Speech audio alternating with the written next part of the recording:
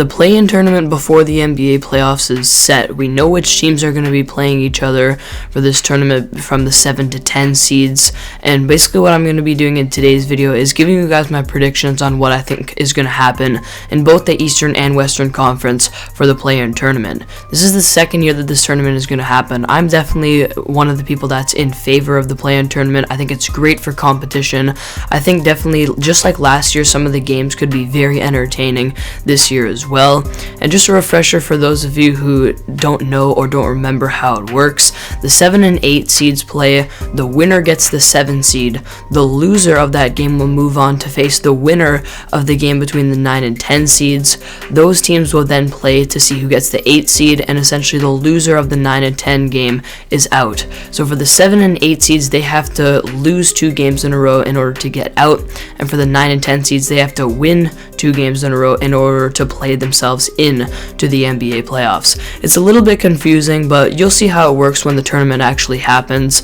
And in terms of what I'm going to be doing right now, let's get into those predictions for what's going to happen, starting with the Eastern Conference. So starting with the 7 and 8 game in the East between the Nets and the Cavaliers, and obviously the Nets have had a very just weird and interesting season, but I ultimately think they are going to take this game, but I think it's going to be a lot closer than a lot of you probably think. This is going to be a really interesting matchup, and unfortunately Jarrett Allen is probably not going to suit up for the Cavs. If he does, it really changes things, but assuming that he doesn't, what that's going to do for the Cavs defense is, because their other main good defender and rim protector in Evan Mobley will most likely have to match up and guard Kevin Durant one-on-one, they're not really going to have enough rim protection defensively for the supporting players on the Nets that can score inside, like Nicholas Claxton, Andre Drummond, LaMarcus Aldridge, Bruce Brown, and all kind of those supporting players that can do a good job of scoring around the rim. Mobley's not going to be there to protect that rim, and most likely neither is Jarrett Allen. Now, with that being said, Evan Mobley is a very talented defender, and because of that, he might be able to limit KD a little bit. He has a similar frame to him, and just because of how talented a defender is, KD might be slowed down a little bit, but I think he'll probably end up still scoring 30 points just because he's Kevin Durant. He's still definitely the best scorer in the NBA, and he can score one-on-one against anyone, no matter how good of a defender they are. And Kyrie Irving will be playing in this game as well, and will definitely make an impact with both his scoring and his playmaking, and again, the Cavs don't really have a great matchup for him as well. So I think the Nets offensively will find success in this game despite facing a good defensive team in the Cavs, because they'll probably be without Jarrett Allen. But like I said, I think this game will be close. Mobley could do a decent job of slowing down Durant, and on the other side of the floor, Darius Garland, the Nets don't really have a one-on-one matchup for him. But I think a real key to this game on that side of the floor is going to be Nicholas Claxton, because he's a very good and talented rim protector and pick and roll defender. And especially with Darius Garland taking on a lot of the load right now for the Cavs, a lot of their offense evolves around pick and roll, and you're going to see a lot of pick and roll action with Darius Garland and Mobley. And if Claxton can get a lot of minutes and try to limit those pick and rolls, I think they could also see success here defensively, the Nets that is. So I definitely do think the Nets will end up winning this game, but don't think that shifty, nice little step back, crafty scorer and great playmaker in Darius Garland and the Cavs are going to go down without a serious fight. I think this will definitely be the most entertaining game of the play-in tournament, but ultimately I think the Nets will definitely come out with the W here. For the 9 and 10 matchup here, we've got the Hawks versus the Hornets, and I am going to go with the Hawks here. This is a team with playoff experience. The core is pretty much the same from last year. They did have a down year defensively, but I think they're slightly getting back to playing well defensively under their anchor on defense in Clint Capella. And the Hornets are just an inexperienced team, especially come playoff time, compared to the Hawks. I mean, we saw last year in the play-in tournament how the Hornets just couldn't handle the pressure. They got smoked by the Indiana Pacers, and I think they'll become definitely a lot better prepared to this game this year.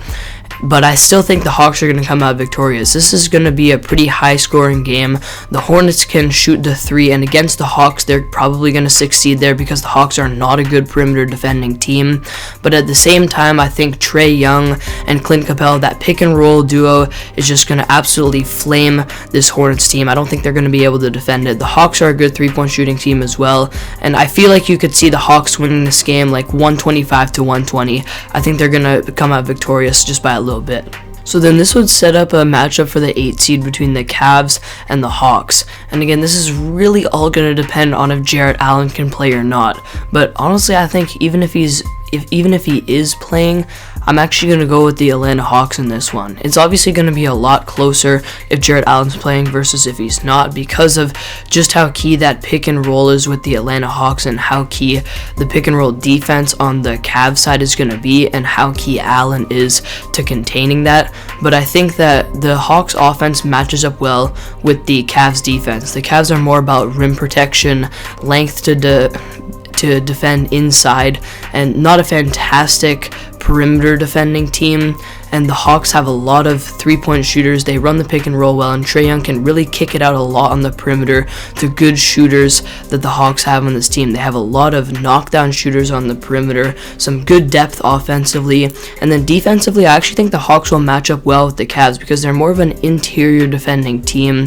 John Collins should probably be able to play in this game alongside their best interior defender and their best overall defender in Clint Capella, who can do a good job on rotations, a good overall job of protecting the rim and the pick and roll. And against the kind of tall ball lineup of the Cavs, I actually think the Hawks defense, despite not playing well at all this year, could potentially see success against an offense like the Cavs.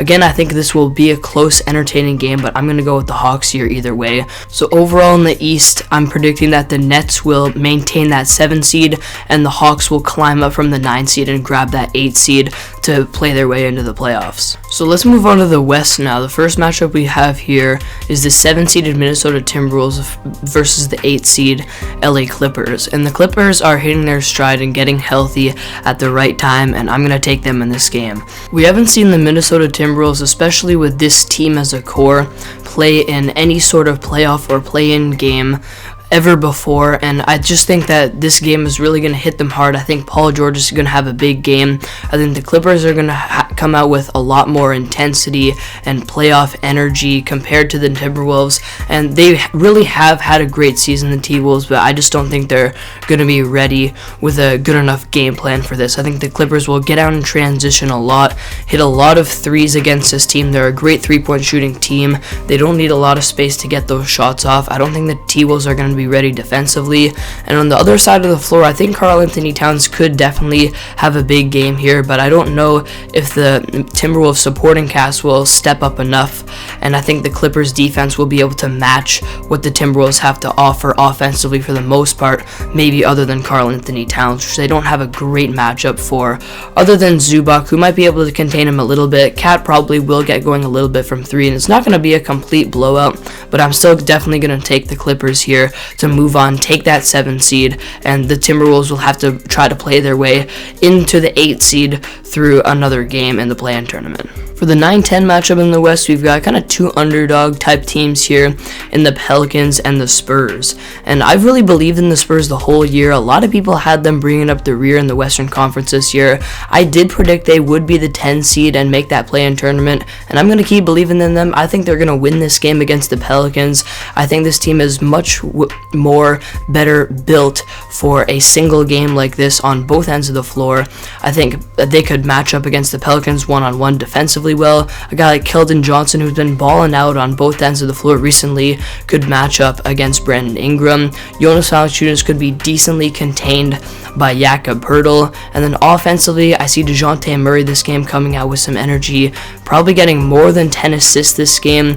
The shooting of the Spurs has been decent recently. I think against a defense like the Pelicans, they could see a lot of success offensively in the pick and roll, shooting threes, driving and kicking, getting out in transition especially, and I just think they're going to kind of outplay the Pelicans here and win this game on both ends of the floor. So then this is going to set up something interesting that we haven't seen in the play-in tournament yet. So I think, based off of my predictions, that the 7-seeded Minnesota Timberwolves and the 10-seeded San Antonio Spurs are going to be battling it out for the 8 seed, and I'm actually going to predict another upset here. Despite the big difference in the standings between the Timberwolves and the Spurs, I'm actually going to take the San Antonio Spurs to win this game. This would be really interesting and would probably cause some controversy across the NBA, because you're taking a team that was 10 games, more than 10 games ahead of the San Antonio Spurs, and they're going to be beat by them, according to my predictions,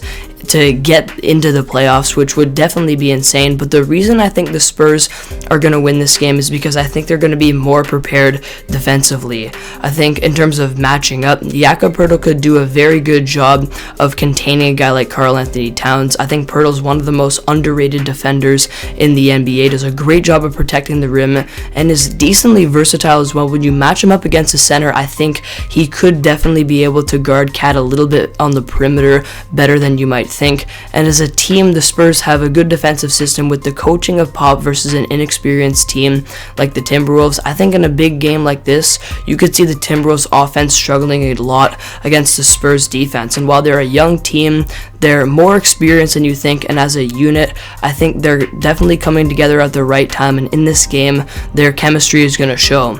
Offensively, again, I think they're going to get out in transition more than the Timberwolves, find that as a success, and ultimately, I think this will be a close game, probably more of a low-scoring game, but I think the Spurs will be able to edge them out with the decent talent that they have offensively, but mostly on the defensive end of the floor, finding some success on that end and potentially being able to shut down the Timberwolves. This is definitely my hot take here, but I think that the San Antonio Spurs, as the 10 seed, will find a way to win those 2 games in a row and get themselves into the playoffs as the 8th seed. So there you have it. Those are my predictions for the 2022 NBA play-in tournament coming up very soon.